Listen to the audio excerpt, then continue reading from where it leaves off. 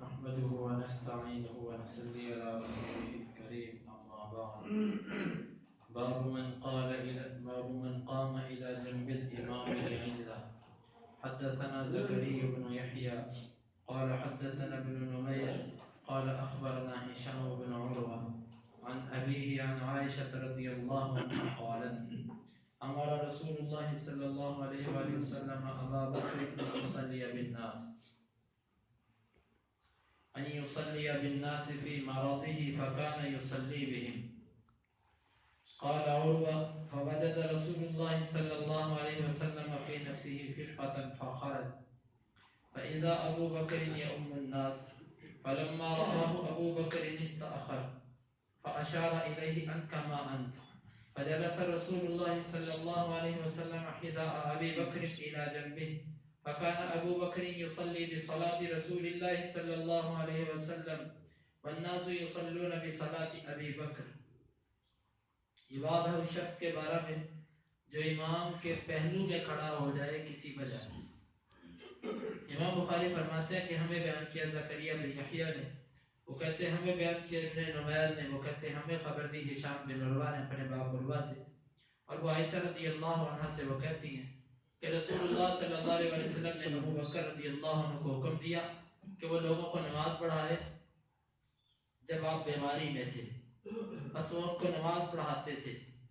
اور عروہ کہتے ہیں کہ لوگوں نے رسول اللہ صلی اللہ علیہ وسلم نے اپنے اوپر بیماری میں ہلکا پن محسوس کیا تو ابو بکر لوگوں کو جماعت کروا رہے تھے. جب ابو بکر نے آپ کو دیکھا تو پیچھے ہٹنے لگے. آپ نے اشارہ کیا کہ اسی طرح رہو جس طرح تم ہو.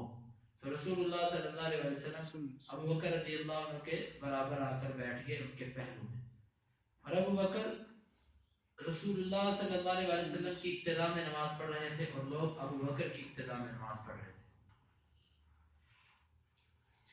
یہ مسئلہ ہے کہ امام کے ساتھ کھڑا ہونا.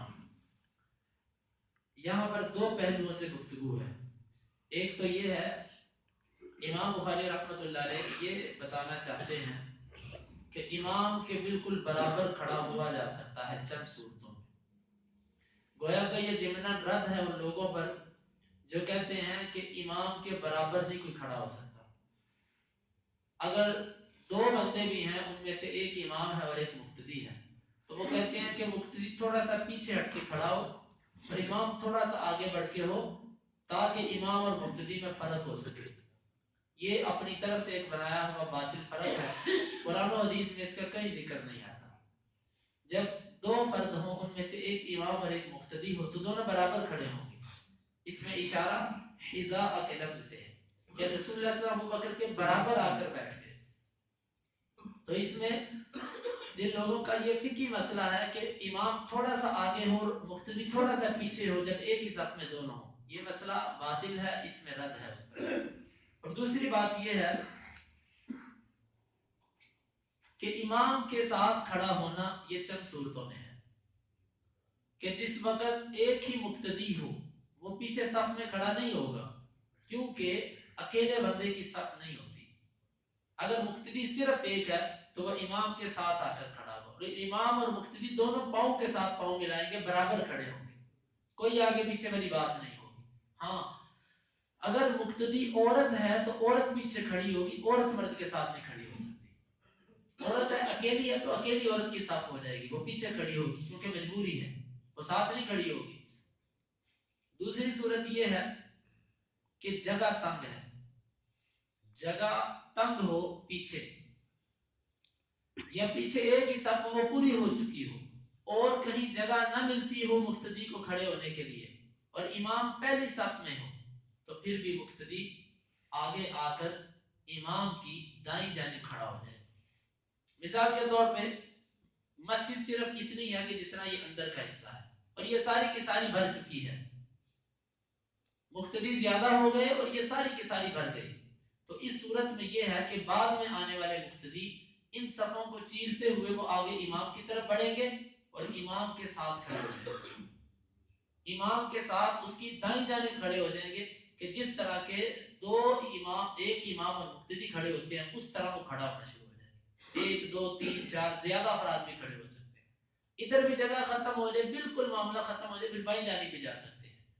یہ مجبوری کی صورت ہے کہ جب پیچھے جگہ نہ ہو اس وقت بھی امام کے ساتھ کھڑا ہوا جا سکتا ہے۔ یا تیسری صورت یہ ہے کہ مقتدی تو زیادہ ہیں، ان میں سے مرد ایک ہے، ایک امام ہے اور ایک مرد ہے، باقی سب عورتیں ہیں، تو تب بھی مقتدی امام کے ساتھ کھڑا ہوگا اور باقی سب کے سب پیچھے ہوں گے۔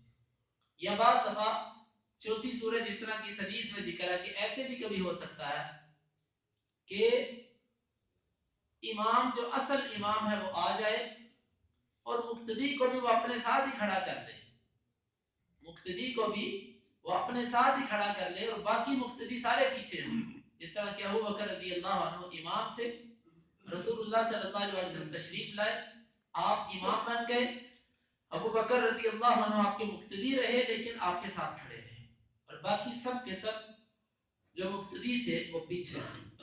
امام بخاری رحمۃ اللہ علیہ ان چیزوں کی طرف اشارہ کر رہے ہیں۔ بعض علماء نے کچھ اور صورتیں بھی لکھی ہیں امام کے ساتھ کھڑے ہونے کی، مثال کے طور پہ یہ ایک فرضی مسئلہ ہے، کبھی ہو بھی سکتا ہے ایسا کہ سارے کے سارے ننگے ہیں، مثال کے طور پہ اللہ نہ کرے کبھی ایسا ہو جائے یا کبھی ایسی کیفیت ہو کہ آپ کافروں کی تحمیل میں ہیں، انہوں نے آپ کو ننگا رکھا ہوا ہے سزا کے طور پر اور آپ کو لباس نہیں دیتے ہو، اب آپ نے نماز پڑھنی ہے، آپ کے پاس سطر ہی نہیں ہے، سطر ڈانپنے کے لیے کوئی چیز ہی نہیں، تو آپ نماز نہیں چھوڑیں گے، اس سے آپ نماز پڑھیں گے، لیکن اس میں پھر یہ ہے کہ ان کا جو ننگے لوگ ہیں ان کا امام آگے نکل کر نہیں کھڑا ہوگا، وہ برابر ایک ہی صف میں سب کھڑے ہو جائیں گے برابر، تاکہ آگے پیچھے نہ ہو، کیونکہ آگے پیچھے ہونے میں جو خرابیاں ہیں وہ نماز کے اندر مخل ہوں گی۔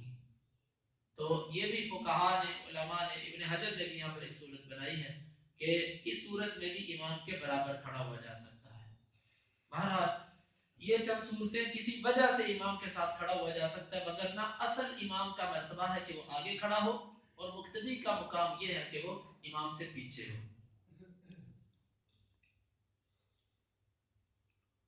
اس حدیث پر تفصیلی گفتگو یہ بار بار یہ حدیث گزر چکی ہے، وہاں پر ہو چکی ہے۔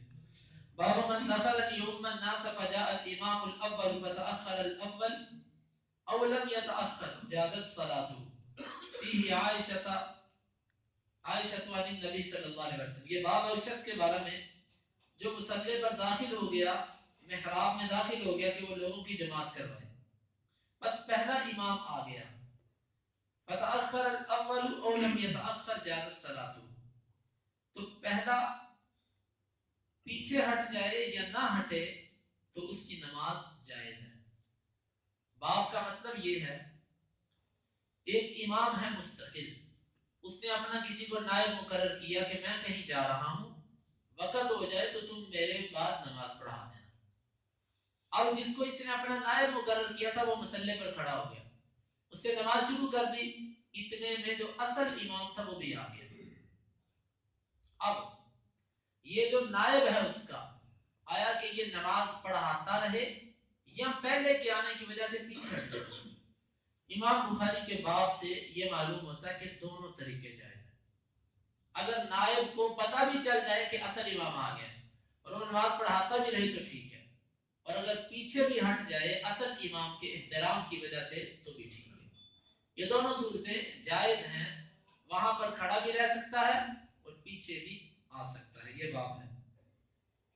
امام بخاری فرماتے ہیں کہ ہمیں بیان کیا عبداللہ بن یوسف نے، وہ کہتے ہیں ہمیں خبر دی مالک نے ابو حازم بن دینار سے اور سہل بن سعد الساعدی سے کہ بے شک رسول اللہ صلی اللہ علیہ وسلم ذهب الى بني عمرو بن عوف ليصلح بينهم، اللہ کے رسول بنو عمر بن عوف کی طرف گئے تاکہ ان کے درمیان صلح کروائیں۔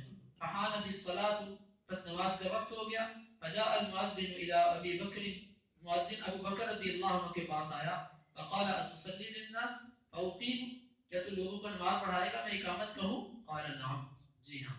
فصلی ابو بکر، پس ابو بکر رضی اللہ عنہ نے نماز پڑھائی۔ فجاء رسول اللہ صلی اللہ علیہ وسلم والناس فی الصلاۃ، بس اللہ کے رسول تشریف لائے اور لوگ نماز میں تھے۔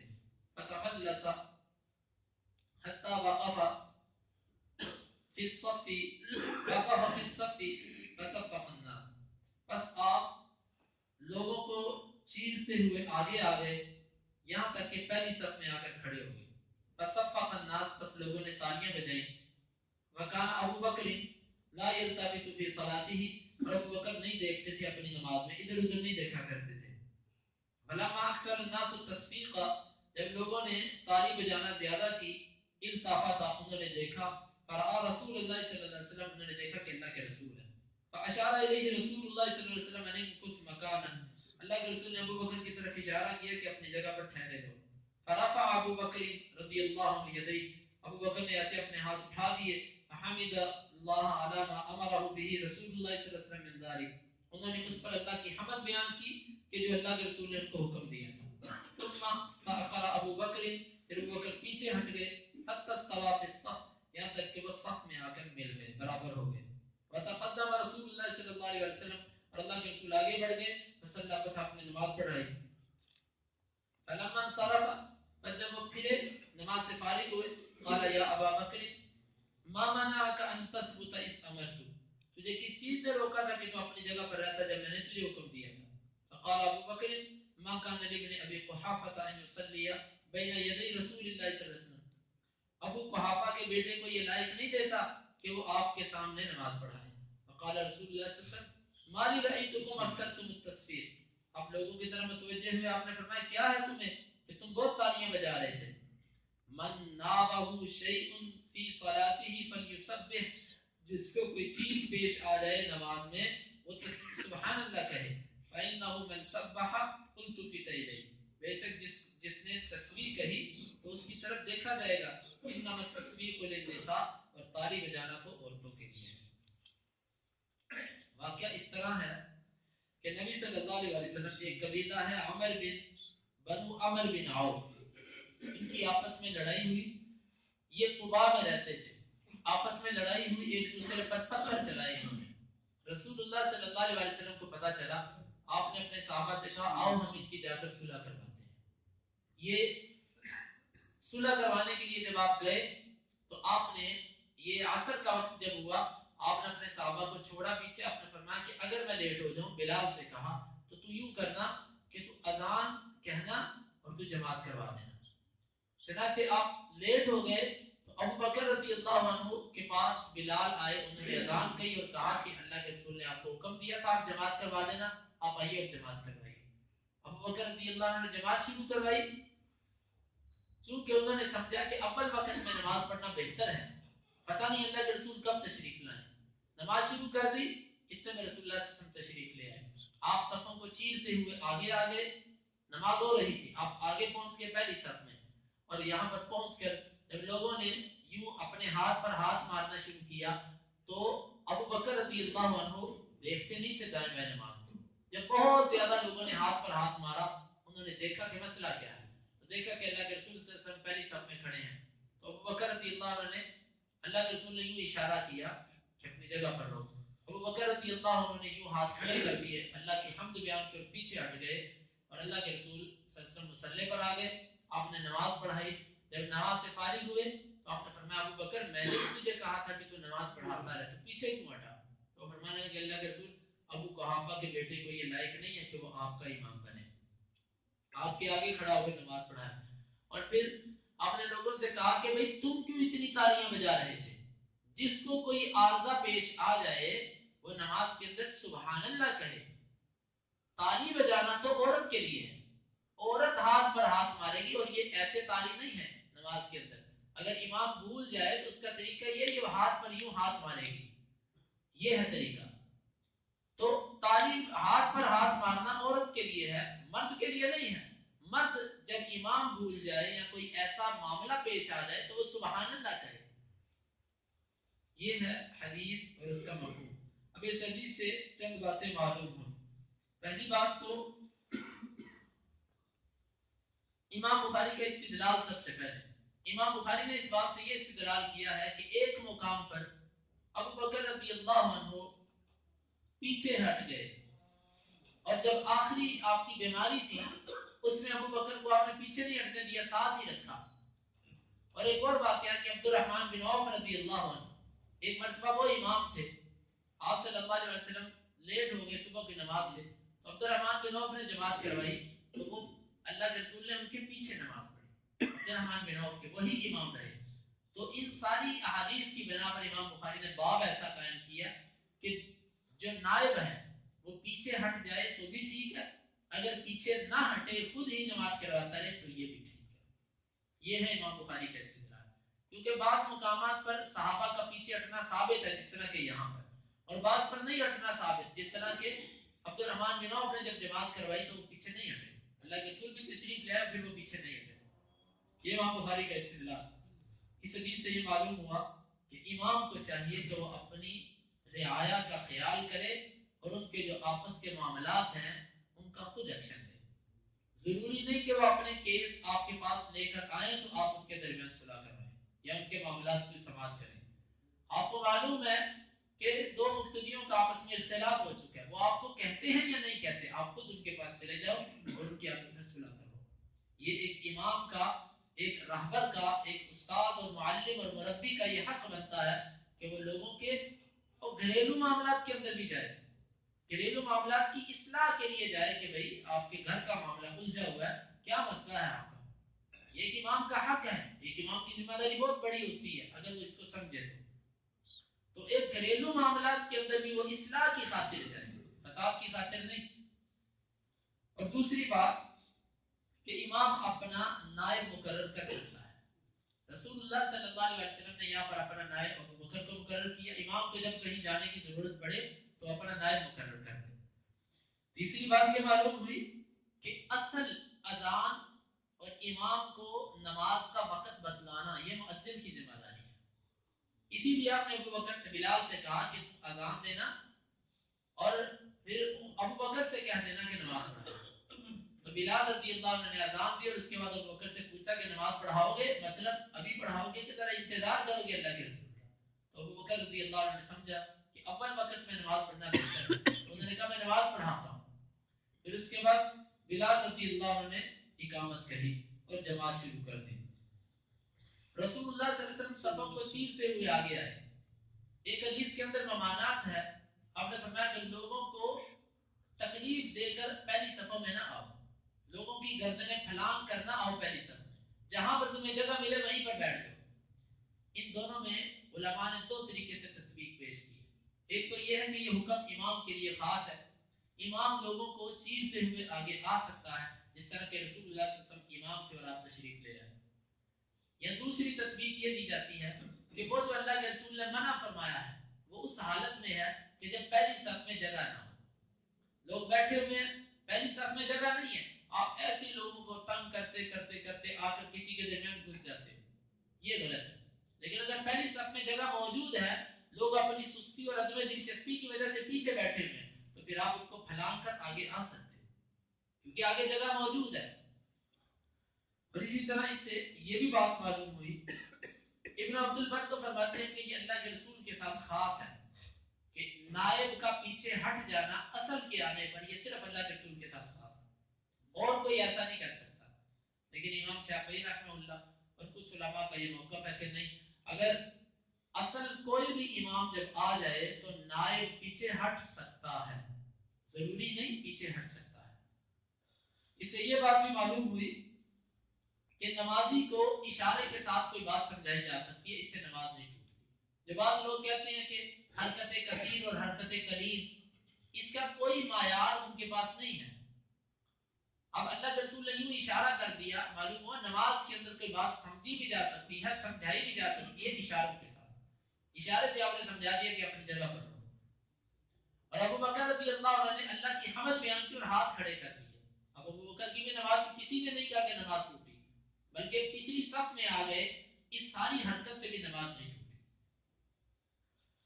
اور الٹے پاؤں پیچھے آئے، اور نماز میں کبھی ایسے آگے پیچھے ہٹنا پڑے تو الٹے پاؤں ہونا چاہیے، کعبے کی طرف پیٹ پھیر کر نہیں جانا چاہیے، الٹے پاؤں بندہ پیچھے آ جائے اور سیدھے پاؤں آگے چلا جائے، اس سے نماز پر کوئی فرق نہیں پڑتا۔ تو ابو بکر رضی اللہ عنہ نے بھی ہاتھ کھڑے کر دیے اور اللہ کی حمد بیان کی۔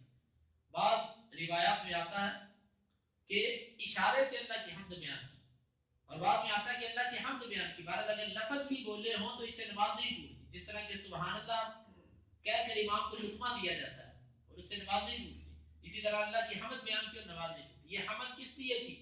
یہ حمد اس لیے تھی اللہ تعالیٰ شکر کہ اللہ کے رسول نے مجھے یہ عزت دی کہ تو اپنی جگہ پر رہ. یہ میری ایک عزت اور توقیر تھی جو اللہ کے رسول نے میری عزت کی، تو اس پر اللہ کی حمد بیان کر کے پیچھے ہٹ گئے کہ یہ میرے لیے لائق نہیں ہے. اور اس سے یہ بھی معلوم ہوا، ایک عربی زبان کا معقولہ ہے الادب فوق الامر. ادب جو ہوتا ہے یہ حکم سے اوپر ہوتا ہے. ایک حکم ہوتا ہے اور ایک ادب ہوتا ہے. کبھی یوں ہوتا ہے کہ بندہ ادبن کسی حکم کو نہیں مانتا. اب اللہ کے رسول نے فرمایا اپنی جگہ پر رہے. ابو بکر رضی اللہ عنہ وہاں پر نہیں ٹھہرے بلکہ پیچھے آ گئے. ادب کا تقاضا تھا. تو یہاں سے قاعدہ یہ نکلا کہ الادب فوق الامر. ادب جو ہوتا ہے یہ امر سے بھی اونچا ہوتا ہے، حکم سے بھی اوپر مقام رکھتا ہے. آپ کو بندہ حکم دیتا ہے کہ میری جگہ پر بیٹھو، آپ کا استاد آپ کو کہتا ہے میری جگہ پر بیٹھو، آپ ادب کی بنا پر نہیں بیٹھتے تو یہ جائز ہے، ٹھیک ہے. یہ وہ آپ کی عزت کرتے ہوئے کہتا ہے بیٹھو میری جگہ پر، کوئی بات نہیں. آپ کہتے ہو نہیں بیٹھوں گا بھائی، میرے استاد کی جگہ نہیں بیٹھتے آپ، تو یہ جائز ہے، یہ بے ادبی نہیں کہلاتا. اللہ کے رسول نے ابو بکر سے کہا اپنی جگہ پر رہو، پھر بھی پیچھے آ گئے کہ یہ میرے لیے لائق نہیں ہے کہ میں جماعت کروں. اور اس سے یہ بات بھی معلوم ہوئی کہ ایک استاذ کو، ایک امام کو اپنے مقتدیوں میں، اپنے شاگردوں میں فرق کرنا چاہیے. جو قابل ہو اس کو عزت اور مقام دینا چاہیے، جس طرح کہ رسول اللہ صلی اللہ علیہ وسلم نے ابو بکر کو یہ عزت اور مقام دیا. اور اس سے یہ بات بھی معلوم ہوئی کہ ابو بکر رضی اللہ عنہ کی خلافت، ان کی خلافت اور اللہ کے صحابہ کے درمیان ان کا سب سے بلند مقام والا ہونا مسلم تھا.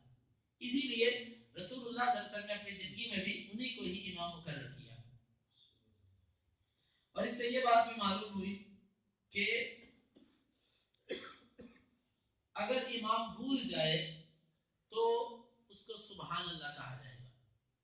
من نابہ شیء. اس سے بعض علماء نے یہ بھی لکھا ہے کہ آپ تیسری صف میں مثلا کھڑے ہو کر نماز پڑھ رہے ہیں، ایک بندہ آپ کے آگے سے گزرنا چاہتا ہے، آپ کا ہاتھ تو وہاں پر نہیں پہنچ سکتا، آپ اس کو سبحان اللہ کہہ رہے ہیں.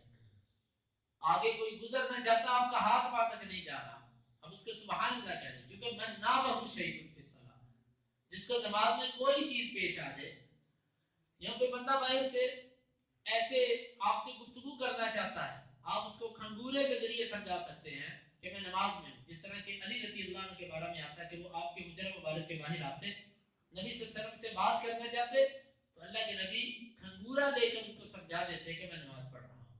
کسی اشارے سے بھی کسی کو سمجھایا جا سکتا ہے میں نماز میں ہوں. تو اگر امام بھول جائے یا کوئی ایسا معاملہ ہو جائے تو سبحان اللہ نماز میں کہا جا سکتا ہے. کوئی ایسا عجیب معاملہ ہو جائے تو آپ سبحان اللہ کہہ کر احساس دلا سکتے ہو. عورت اگر کسی کو فتح دینا چاہے تو وہ یوں ہاتھ پر ہاتھ مارے گی تاکہ سیدھ تالی سے پتہ چل جائے کہ کوئی غلطی ہو گئی ہے. سبحان اللہ کہنے سے نماز نہیں ٹوٹتی. بعض لوگ کہتے ہیں کہ امام کو فتح دینے سے، امام کو بھول پر لقمہ دینے سے نماز ٹوٹ جاتی ہے. مثلا امام نماز پڑھا رہا ہے، قرات میں غلطی ہو گئی. بعض لوگوں کی فقہ کا مسئلہ ہے کہ اگر کسی مقتدی نے پیچھے سے یہ کہہ دیا، فتح دے دی، اس کی غلطی نکال دی تو نماز ٹوٹ گئی. یہ اپنے گھر کا بنایا ہوا مسئلہ ہے. قرآن و حدیث میں ایسی کوئی بات نہیں ہے، بلکہ امام بھول جائے اس کو سبحان اللہ کہنا، اس کو فتح دے دینا، غلطی نکال دینا، یہ اس سے نماز نہیں ٹوٹتی. بلکہ ہر وہ حرکت جو نماز کو درست کرنے کے لیے کی جائے، اس سے نماز پر فرق نہیں پڑتا، نماز نہیں ٹوٹتی. اللہ رب العزت سے دعا ہے کہ اللہ تعالیٰ کتاب و سنت کو سمجھنے کی اور اس پر عمل کرنے کی توفیق عطا فرمائے. اللهم انفعنا بما علمتنا وعلمنا ما ينفعنا وزدنا علما.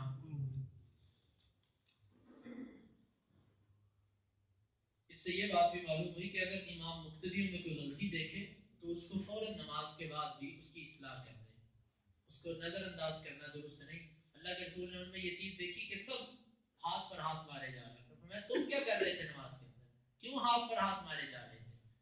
تو امام کا یہ بھی حق بنتا ہے اپنے مقتدیوں کی اصلاح کرے. اللهم انفعنا بما علمتنا وعلمنا ما ينفعنا وزدنا علما.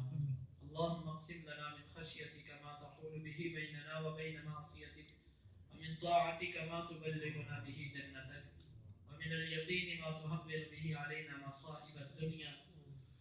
متعنا اللهم بأسماعنا وأبصارنا وقواتنا أبدا ما أحييتنا، واجعله الوارث منا، واجعل ثارنا على من ظلمنا، ولا تجعل مصيبتنا في ديننا، ولا تجعل الدنيا أكبر همنا علينا ولا تسلط علينا من لا يرحمنا وآخر